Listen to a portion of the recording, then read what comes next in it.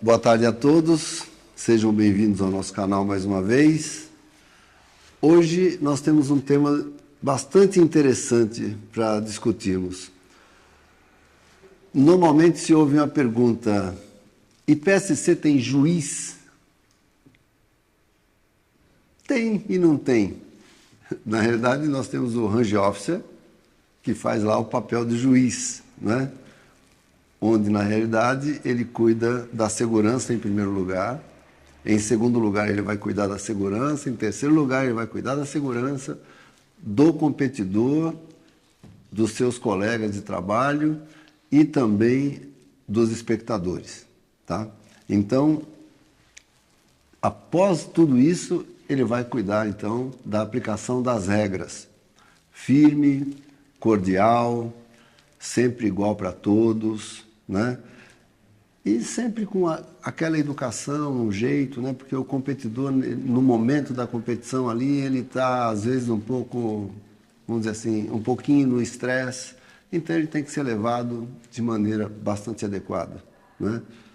Eu pessoalmente, sou árbitro há bastante tempo, né? Eu sou range officer há bastante tempo, né?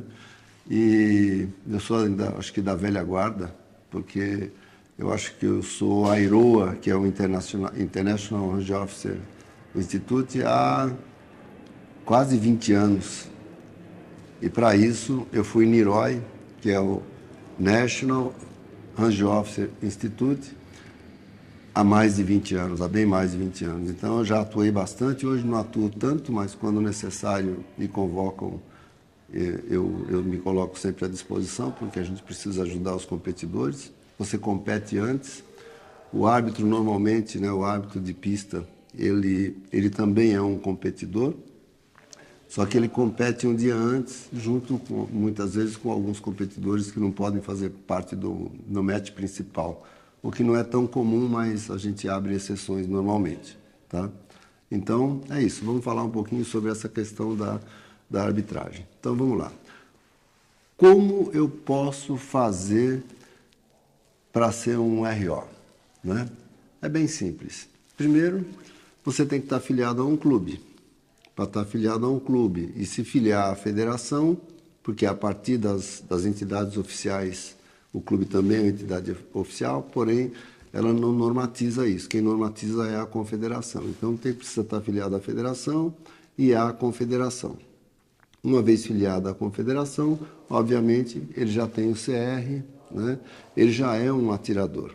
Porque muitas vezes a pessoa fala, eu não quero ser atirador, mas eu quero ser range officer. Fica difícil, porque ele não conhece as regras de segurança, não conhece os cuidados necessários para o manuseio da arma e uma série de outros detalhezinhos que só o atirador vai poder sentir. E até não vai saber a emoção do competidor, né, durante o exercício da pista, tá? Então, como ser então esse range officer? É muito simples. Normalmente, nós indicamos para aquela pessoa que vai iniciar no tiro, que precisa conhecer um pouquinho mais de regra, é óbvio, a gente passa toda a parte básica, mas quem precisa se aprofundar mais, que ele quer competir um pouco melhor, a gente sempre indica que ele faça um curso de range officer, para que ele possa ter mais conhecimento das regras, para que ele não venha a cometer falhas durante o exercício da pista. Numa dessas ele é fisgado, né? Porque ele acaba gostando às vezes e da sequência acaba sendo mais um range officer. Mas normalmente a gente indica a pessoa para fazer o curso depois que ele praticou um pouco, obviamente, para que ele possa ter esse balanço, né? Ter esse conhecimento mais adequado, tá? Então, como é que começa isso? Filiado a clube, federação, confederação, ele já tem CR, ele já é competidor. Então, ele se candidata a fazer um curso na federação do seu estado, né? Através da federação do seu estado. Uma vez feito o curso, né? Ele é aprovado durante o curso, porque tem nota, né? Ele tem uma série de exercícios, se discute um pouco de tudo durante esse curso. Ele começa, então, a atuar nas provas como RO provisional, ou seja, ele precisa atingir um determinado número de pontos, são 15 pontos que ele precisa atingir, e as provas nível 1, que que são as provas internas de clube, conta 1 ponto. As nível 2 contam 2 pontos. Prova nível 3 contam 3 pontos. Tá? Então, ele vai somando essa pontuação até chegar nos 15. Mas todas as vezes, enquanto provisional, ele é avaliado por um range officer mais antigo ou o TIF, e tem que ter a assinatura do range master da prova, que é a pessoa, vamos dizer assim, mais experiente que está dirigindo aquele evento. Então, uma vez atingido 15 pontos e aprovado, pronto, ele passa a ser um range officer. Tá? Então, sejam bem-vindos. Então, vamos lá. Quais as regrinhas importantes para esse range officer? Então, vamos lá. Eu preciso cuidar da segurança, eu preciso ser cordial com os competidores, eu preciso ser igual para todo mundo. As minhas decisões de pontuação terão que ser sempre de acordo com a regra e sempre muito igual para todo mundo, para que você possa ser respeitado. Então, ninguém te questiona quando você tem um posicionamento, porque você faz sempre baseado no livro de regras e sempre sendo justo e igual com todos.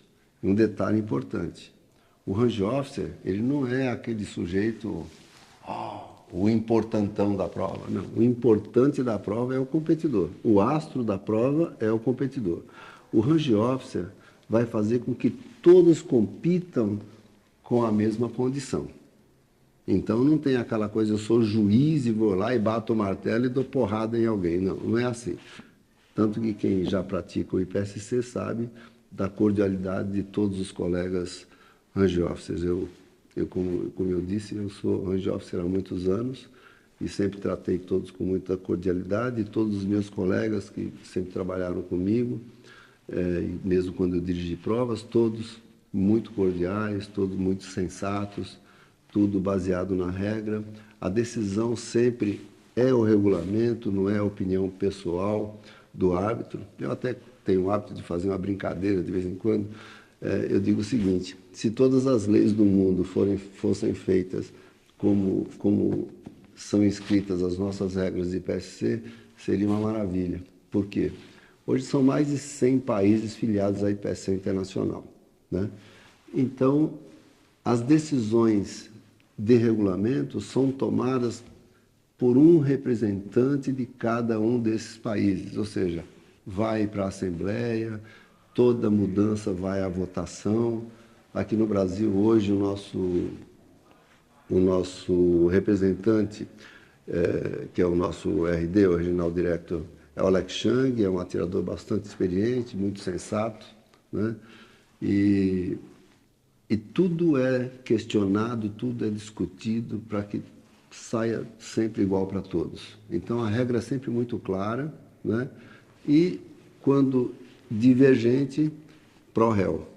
Outro dado importante é que, a cada 3 anos, quando do Campeonato Mundial, que é o campeonato mais importante que nós temos da IPSC, são feitas assembleias ou uma assembleia para discutir regras.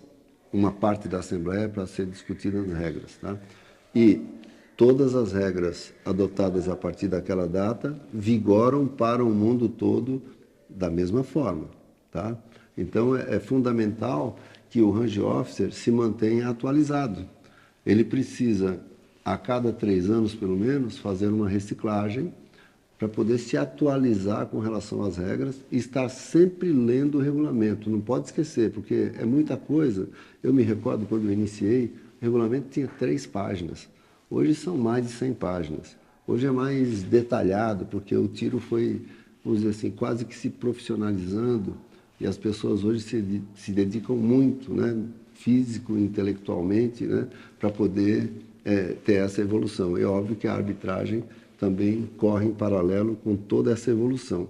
O Brasil, ele é destaque no mundo, né, com relação à arbitragem. Tá?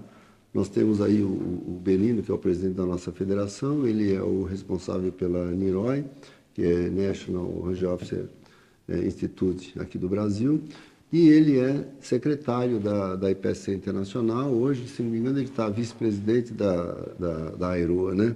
Então, ele faz parte de um comitê, discute muita coisa, ele é uma pessoa também que faz parte da tomada de decisões. Então, estar atualizado é fundamental. Agora, e se a pessoa quiser seguir carreira, quiser evoluir, então tem lá o TIF diário, né, numa prova de IPSC. Depois que ele passou de provisional para RO de fato, ele vai atuar durante mais alguns anos, vai adquirir experiência, e se ele for aquela pessoa super sensata, né, bom senso, aplicação de regras, ou seja, sempre normatizado, né, sempre dentro da regra, ele vem a ser convidado a fazer um curso de TIF Range Officer. Depois de alguns anos como TIF Range Officer, ele vem a ser convidado a fazer um curso de Range Master, que é o responsável pela arbitragem da prova. E depois ele pode vir, inclusive, a ser um AIROA. O AIROA é o International, é o RO internacional.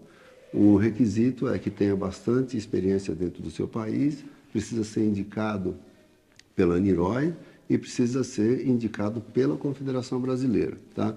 E um detalhe também fundamental é o inglês precisa ser fluente, porque para uma prova internacional a língua oficial é o inglês, não se fala nenhuma outra língua, sempre em inglês. Toda discussão de regra é feita no original em inglês, porque o nosso regulamento original é em inglês. O inglês é a linguagem universal, né? É uma das línguas mais faladas no mundo. Hoje tem o chinês que se fala bastante, mas quando se fala na parte esportiva, o inglês é quem domina.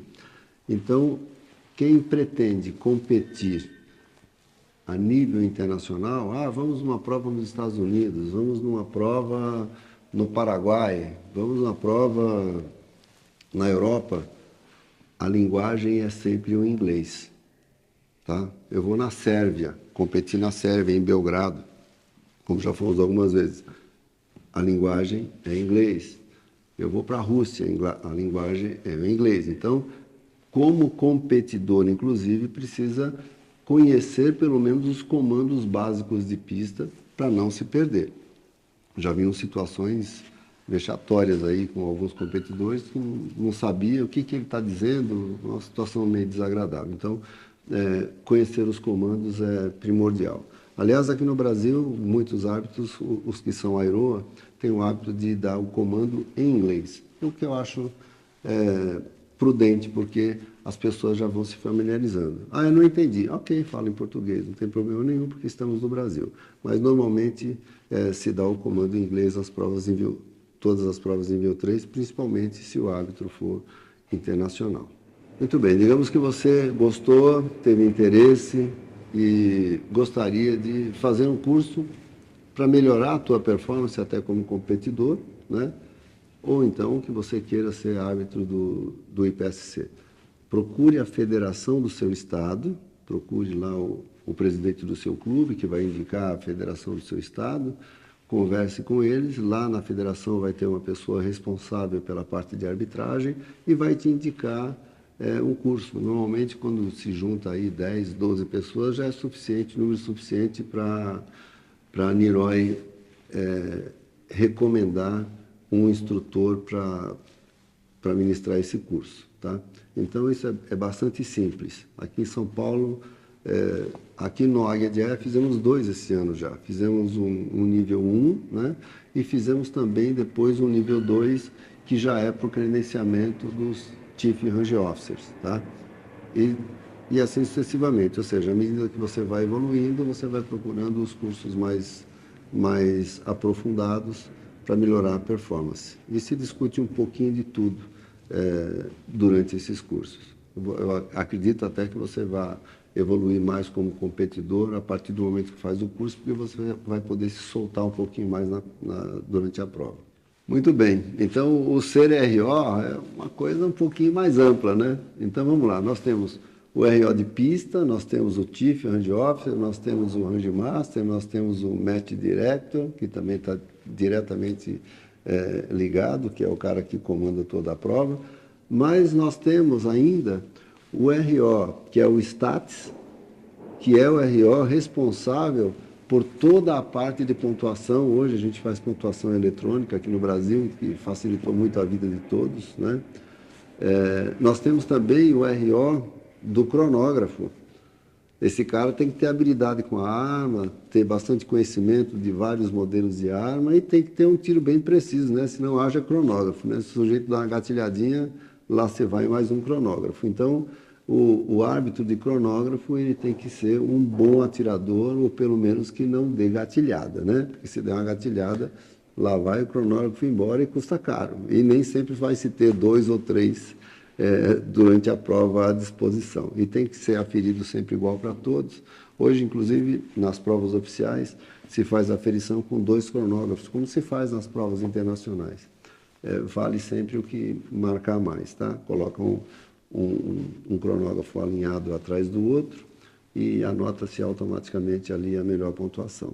Tá? Para finalizar, eu gostaria de estender o convite para que vocês façam um curso de RO para poderem evoluir como competidores, né? Porque, na realidade, você acaba aprendendo muito trabalhando como RO. Tá? Aprende-se a lidar com situações totalmente adversas, onde você tem que ter sempre um pulso firme e que você tenha um bom controle emocional, acaba te ajudando bastante nas competições. E você tem também a satisfação de passar na tua pista os melhores atiradores daquele estado, ou se for uma prova nacional, os melhores atiradores do país, e se for internacional, os melhores do mundo. É sempre bem interessante, né, ter esse conhecimento. E você acaba sempre agregando mais. Então, sejam bem-vindos e o meu muito obrigado a vocês. Obrigado por nos assistirem mais uma vez e gostaria de poder tê-los conosco durante bastante tempo. Sempre que pudermos, vamos procurar dar a nossa contribuição dentro da experiência que nós adquirimos até hoje. Muito obrigado. 3 décadas dedicadas ao tiro.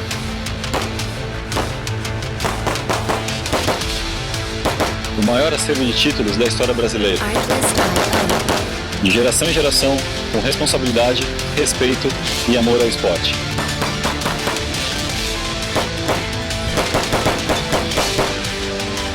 Nós somos a família Saldanha.